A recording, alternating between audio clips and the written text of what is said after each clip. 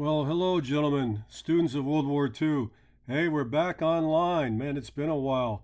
Yeah, quarterlies are over and we're feeling pretty good about ourselves. And here we are. Hitler rose over Poland, September 1st, 1939, case white. Apparently, the German High Command, the Wehrmacht, the OKW, used to have different colored cases for each one of their operations, whether it was North Africa, Russia, the Mediterranean, you name it. So case white was Poland. And Hitler had had his eyes on Poland for a very long time. In his book, Mein Kampf, he talks about Lebensraum, the need for the German Empire to expand and take over Poland for its farmland.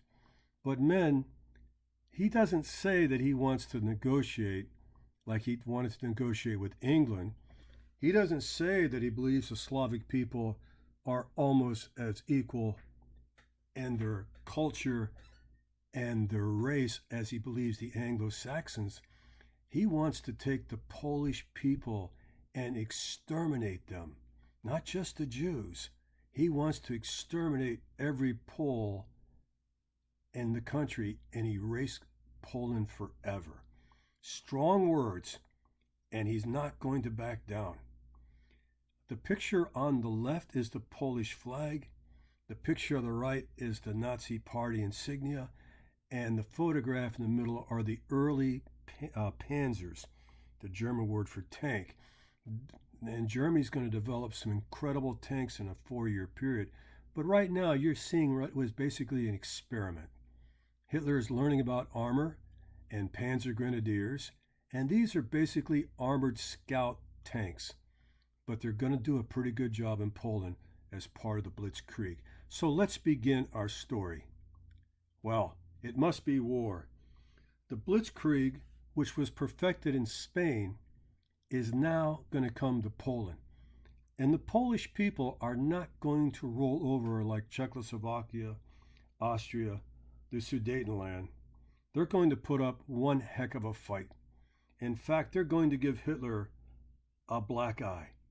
But even though the Germans will lose more men than anticipated, and the Luftwaffe or Air Force will meet their match against the Polish aviators, the whole first 10 days of the operation determines the entire Polish campaign. The first 10 days. And then the Blitzkrieg will overtake the poor Poles in only 4 weeks. All right. Now remember, Poland was a country created by the League of Nations, where Woodrow Wilson and others were hoping to have nations created according to their ethnicity. And the Slavic people were going to finally get a homeland. Yugoslavia, Poland, these are all created countries. Hitler didn't care. There were German populations in Poland, and he wanted them. He was also very, very upset about the Polish corridor, where they took a big chunk of Germany up there by Prussia, East Germany, and they carved a big swath of land and gave it to Poland so the Polish people could have a seaport. So Hitler is bound and determined to take Poland, turn their people into agricultural slaves, construction laborers, and to eradicate the rest. There is no mercy when it comes to the Poles. Now, the Polish military was known for its courage. But they have a situation. That situation is, even though that England and France are their friends, England and France are not prepared for war. So they have to play politics and hope that they can get assistance or at least sympathy from the rest of the world, especially neutral Americans. To the east is Russia. And Russia wants Poland as bad as Germany does. In fact, part of Poland was taken out of Russian territory, and Stalin would love to have the fertile farmlands, the black soil of Poland. And so they're stuck between the devil and the devil. You thought I was going to say the deep blue sea. Poland between Germany and Russia. So they're going to mobilize. They know what's coming. Now, Hitler said the Polish people must be destroyed, but he needed an excuse, and he got it. If you look right here, This is the Gleiwitz radio station, and it is a radio station that was supposedly on August 31st attacked by a Polish division of soldiers. This was after weeks of Polish propaganda broadcasting to the Germans, basically saying that the German people should resist the Fuhrer. Well, men, the whole thing was a sham. The radio station, absolutely positively, was German. But the soldiers that attacked it were not Polish. They were German soldiers dressed as Polish soldiers. And to keep the sham alive, the radio station that was being attacked was not even aware that the Polish soldiers that were attacking them were their own countrymen. Well, it didn't take long for Hitler after this to have the excuse he needed to mobilize and at least to go into Western Poland. All right. Men, when it's happened, and I'm going to tell you this is on the test, I'm giving this to you. Adolf Hitler was stunned. For the first time since he's become the Fuhrer, since 1933, in 6 years, he's caught by surprise. Why would the English and why would the French fight for the Poles? They didn't care about Czechoslovakia. Neville Chamberlain gave it away for a pack of cigarettes. They didn't care about Austria, Anschluss. They didn't care about the Sudetenland in France. They let Hitler get away with that. Why would they fight for Poland? Because, men, Neville Chamberlain finally had to draw the line. And now Hitler is stunned. Germany is now going to be fighting against France and England. But don't worry, he doesn't have to fight against Russia, because remember, they signed a non-aggression treaty. Russia, yes, and Germany have a pact, a non-aggression pact, honor among thieves. And to sweeten the deal, Hitler is going to give the Russians East Poland. And he lives up to that promise. As you know and I know that later he's going to betray them when we get to Operation Barbarossa. On that fateful day in June 22nd, 1941, when Hitler, who pulled the wool over Stalin's eyes, goes after the Soviets. But that's another episode. Here's the Messerschmitt 109, most famous aircraft of World War II, the most produced, and the Polish Gullwing fighters. Men, the Poles gave the Germans all they could handle, but the Germans were too organized. They were too practiced, and they knew their playbook very well. We got to see that video, newspaper from 1939, September 1st, a day that Poland will never forget. Now, this is very, very important, okay? If this was an essay question, this would be the number one essay question. But there's no essays on this test, you know that. It's only 20 questions, and we're going to stay to the format. But you need to know this for the final. The Poles miscalculate. They tried to guard every single inch of the Polish border. If this was a defensive football team, they put all the linebackers and everybody on the line. That's what the Germans loved, because the Blitzkrieg is not about fighting against the entire defensive line. It's about perforating the weakest place. Maybe between the center and the guard, I don't know. But the Germans loved it because they were able to penetrate, surround, and destroy. Lightning warfare. By the time you realize you've been outflanked and surrounded, the Stukas are dropping bombs on you, and the Panzer Grenadiers are jumping off of tanks, and it's too late. Men, they didn't do it right. The Poles should have kept reserves. They should have kept guys behind to plug the holes. They could have given Hitler even more problems, but they didn't do it right. And unfortunately, the Blitzkrieg wins again. Tragic story. As the Luftwaffe follows the playbook of destroying communication, radio stations, supply depots, railroads, right, shipping, canals. Yeah, they actually went after barges and canals because barges carry equipment and cargo for the army. The Poles decided to do something That was been unheard of. They attacked the oncoming Panzer tanks with their cavalry, as this photograph shows.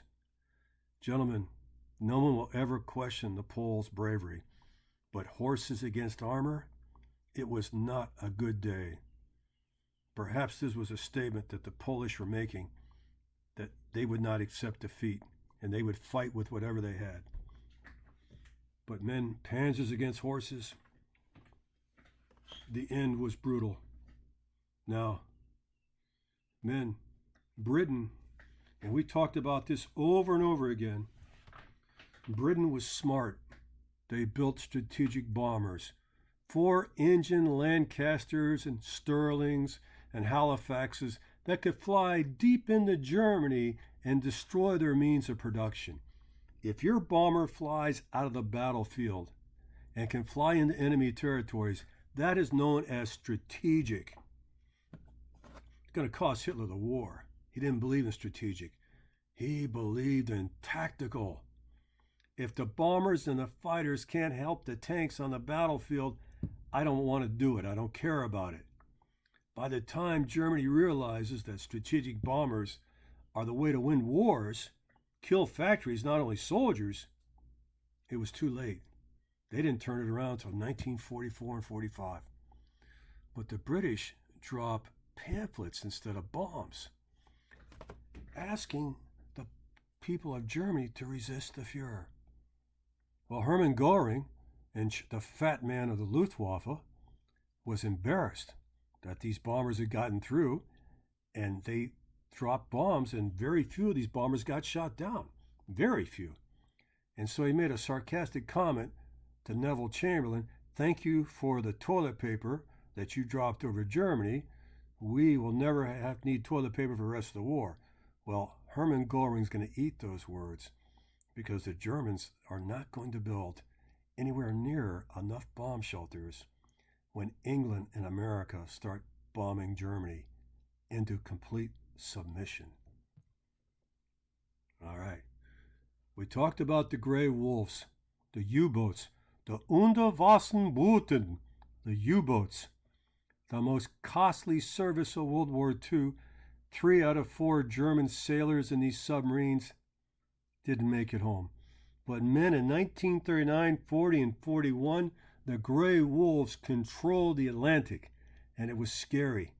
When the war started, test question, when the war started, there was only 50 U-boats, 25 in service in the North Atlantic and 25 home being repaired and refitted. Men, these things are cargo ship killers. Remember we talked about the victory flag?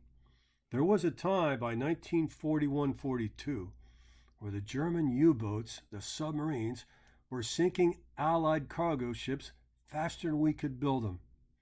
Winston Churchill, the prime minister that takes over in 1940, said in his biography, "The only time I was afraid of losing the war and Hitler winning against England was the Battle of the Atlantic, the submarines."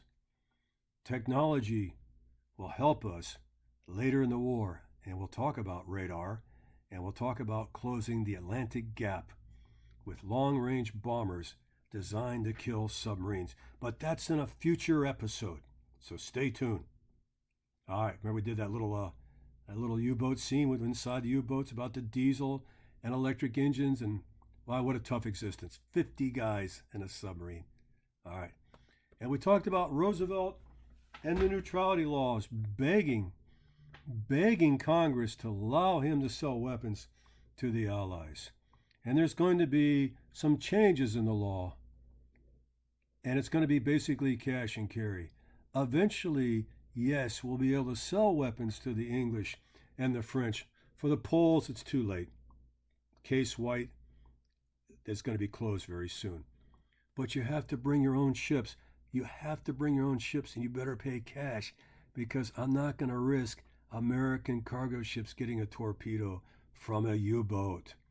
Remember the First World War, the Lusitania and all that? No, submarine is not going to drag us in. Roosevelt understood, but Congress didn't. World War I had left a bad taste in their mouth, and they wanted to stay neutral from European wars. Roosevelt understood, like this cartoon, as he argues with Congress, but Congress was slow to budge, and when they gave favors always at a cost. All right? The cash and carry, we just talked about that. Who knew that Dr. Seuss did political cartoons in World War II?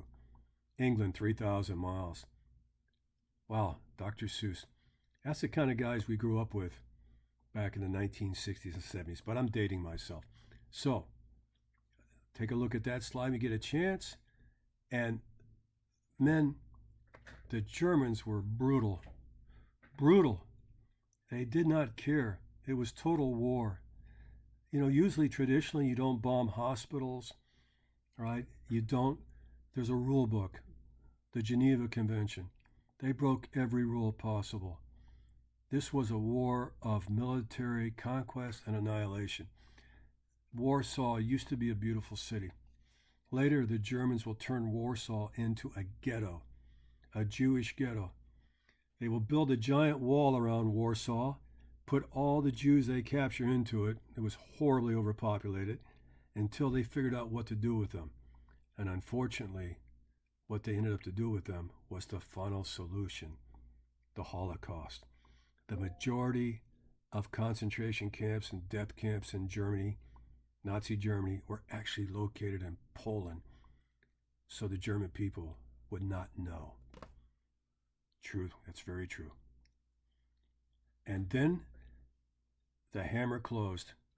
16 days later, the Russians came from the east, and they were just as cruel as the Germans. We didn't get a big chance to talk about the massacre of the Katyn Forest, where the Russians took hundreds of Polish officers into the deep Polish woods, tied their hands behind their backs, shot them in cold blood, and buried them in shallow graves. Men, this is a tragic story. The Katyn massacre. The Soviets can be just as cruel as the Nazis. We have an SS member of the Panzers talking to a Russian armor officer. Warsaw, bombed into submission. A war without rules, men. And as soon as it happens and the Germans take over and kick the Polish people out of their farms, even Christian Poles, they had it tough, but if you were a Jew, it was even worse. It's already beginning, men. Jewish men cannot date German women. The whole set of legal rules. If a Jew is walking down the street and a German's walking on the same side of the street, the Jew must get off the sidewalk and let the German pass. Oh, it's going to be unbelievable. All right? And it's going to get worse. And we're going to visit that when we get to the Holocaust chapter of the story. Men, no one has suffered like the Poles. But a lot of Poles will escape the war, will go to England and regroup. They'll fight as Polish officers, air officers in the Battle of Britain, and the Poles will not give up. I feel so bad for them because, you know, after the war, Poland fell on the wrong side of the Iron Curtain. No one loves their country more than the Poles do, men. Executions. This is completely against the rules of war. Anyone who's considered to be a threat, anyone considered to be an instigator, anybody who was a Polish officer, just like the Russians, mowed down in cold blood. And they didn't hesitate. The idea of taking troublemakers and putting them in a building and setting the building on fire as a warning to other people who think about resisting the government of Germany now in Poland, this was a very sanguine example of German cruelty. Men, there are no rules here. This is a war of total annihilation. And now it begins. We don't have the final solution yet. Remember, in the beginning, Hitler said, leave, like Albert Einstein. Later in phase 2, the Jews that didn't leave were put in the ghettos, like the Warsaw Ghetto, like a giant open-air prison. And then finally, in 1942 to start of 43, after the Battle of Stalingrad, when Hitler realized he was going to lose the war and Germans were losing 50,000 people a month, he started the final solution. And I say this with all respect, but it's the only way I can say it. Hitler came to the decision to take down as many of the Jews and the subhumans, or what he called the non-humans, before the Third Reich was lost. And that's going to be a horrible chapter, which is going to culminate in 1944 and 45. Look at that. All Jewish males between the ages of 14 and 60 labor camps. Okay. Now, gentlemen, we try to tell you that in the United States also had immigration laws against the Jews. And even though we started to have suspicions of what was going on in Poland, the government of the United States did not have, they had a quota of the number of Jews that could come in. And one of the great stories of tragedies was the St. Louis. We actually made it to Miami Beach, and the St. Louis was turned away. A few people jumped ship and swam ashore to Miami Beach and lived. The others were returned to Hamburg, Germany, where they all were put into concentration camps, especially Dachau. Horrible, horrible story. Eventually, America will come around. So I don't want you to think that America had open arms for the Jewish refugees, because they didn't. That's going to come later. A very gradual change of heart. Okay. All right. We had that little movie there.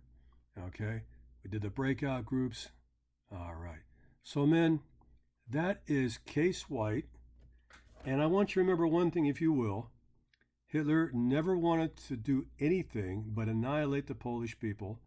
Lebensraum, turn Poland into the biggest farms of Germany, and to eradicate every Slavic community and take the Jews with them. But one thing I'll leave you with today, men, was that the Poles fought like tigers, and they really hurt the German army. In fact, the German army needed to rest after Poland and catch their breath, because their next target is France. And you know how Hitler feels about the French ever since the Versailles Treaty. Okay, men, if you have any questions, email me, and I'll be more than happy to take care of it for you. Hope you have a great night, and remember, read. It really makes a difference. See you soon.